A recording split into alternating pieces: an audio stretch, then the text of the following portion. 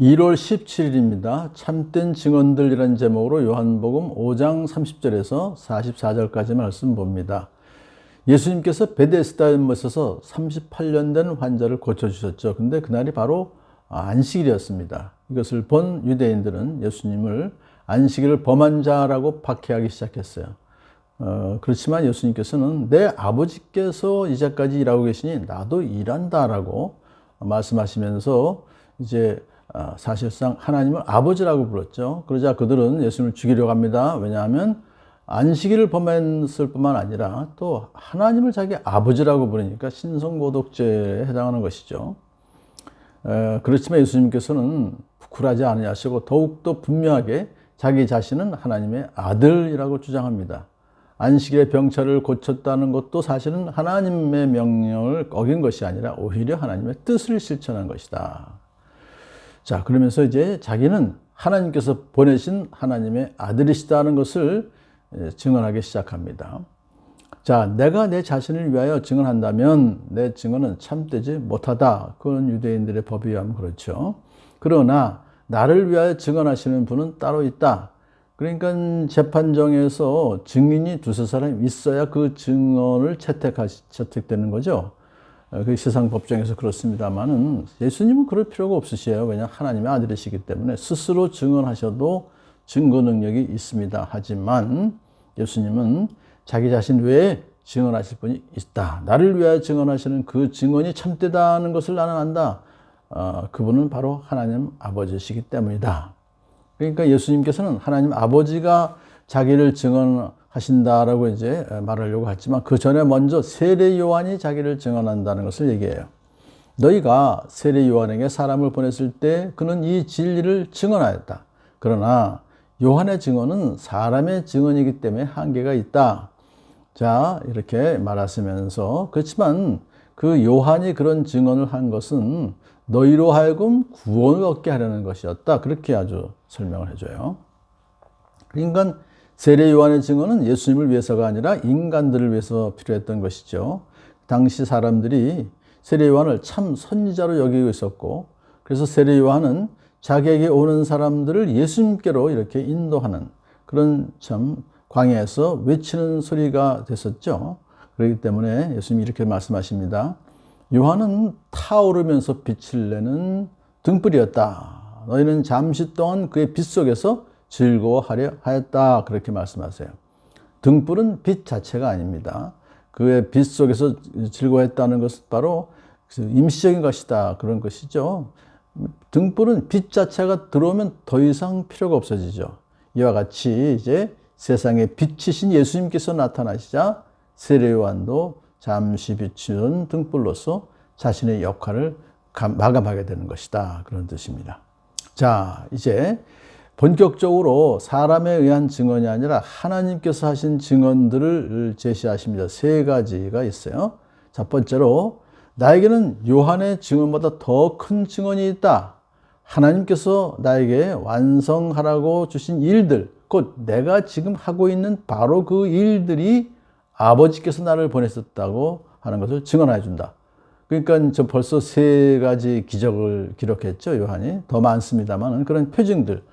또 앞으로 이제 네 가지 더 기록할 것인데요. 그런 여러 가지 그 표징들은 다 하나님 아버지의 아들이기 때문에 행할 수 있었다는 것이에요. 그러므로 이제 예수님께서 표징을 행하심으로써 그것을 본 많은 사람들이 예수님을 믿게 되는 것을 말씀하시는 것이죠. 두 번째로 또 나를 보내신 아버지께서 친히 나를 위하여 증언해 주셨다. 세례요한을 이제 세례 받으실 때 예수님께서 하늘에서 이는 내 사랑하는 아들이다 라는 음성이 들려주셨죠. 그러니까 그런데 너희는 그 음성을 들은 일도 없고 그 모습을 본 일도 없다. 그러니까는 이제 그렇지만 하여튼 그것은 확실한 사건이었었기 때문에 그래서 이제 그 하나님께서 직접 친히 증거하셨다라고 말씀하셨죠. 또 그 말씀이 너희 속에 머물러 있지도 않다라고 하면서 그것은 너희가 그분이 보내신 예수님을 믿지 않기 때문이다 라고 말해요. 그들이 아무리 성경을 많이 읽고 지식이 많아진다 할지라도 닫힌 마음으로 그 성경을 읽기 때문에 하나님을 제대로 알지 못했고, 그래서 하나님이 보내셨던 예수님도 알아보지 못해서 예수님을 믿지 못한 것이다 라고 말씀하시죠. 세 번째 증거를 말씀하십니다. 너희가 성경을 연구하는 것은 영원한 생명이 그 안에 있기 때문이다. 그런데 성경은 나에 대하여 증언하고 있는 것이다. 그러니까 예수님께서 말씀하시는 것은 구약 성경이 바로 예수님에 대해서 증언하고 있는 것이다 하는 뜻이죠. 그러니까 성경 어디에서나 예수님을 찾을 수 있는 것입니다. 성경 전체는 예수님 한 분에게 초점을 맞추고 있기 때문인 것입니다. 그런데 너희는 생명을 얻으러 나에게 오려고 하지 않았다. 그렇게 말씀하시고 책망하시는 거죠. 이렇게 분명한 증거들이 예수님께서 행하신 일, 그리고 예수님 하나님 자체, 또 그리고 성경 말씀에 다 있음에도 불구하고 너희들은 나를 믿지 않았다. 그러나 나는 사람에게 영광을 받지 않는다. 왜냐하면 영광은 사람들에게서 나오는 것이 아니라 오직 하나님께로부터 나오는 것이기 때문이다 라고 말씀하시면서 계속해서 유대인들을 책망하십니다. 너희에게 하나님을 사랑하는 마음이 없는 것을 나는 알고 있다. 그들의 종교적 열심이나 율법적 지식은 뭐 대단했죠. 그런데 가장 중요한 하나님의 사랑은 갖지 못했다는 것을 지적하시는 거예요. 자, 그래서 이제 예수님께서는 그들의 속마음을 잘 알고 계셔서 또 이렇게 말씀하십니다. 내가 내 아버지의 이름으로 왔는데 너희는 나를 영접하지 않는다. 예수님께서 그 사역하실 때 사실은 하나님의 이름의 권위와 하나님의 권세를 사용하셨던 것이지 당신 자신의 일이나 당신 자신의 영광을 위해서 일하신 것이 아니에요. 오직 하나님 아버지의 일과 영광을 위해서 세상에 오셔서 일하셨던 것입니다. 그럼에도 불구하고 하나님의 백성이라고 자청하는 유대인들은 예수님을 영접하지 않았어요.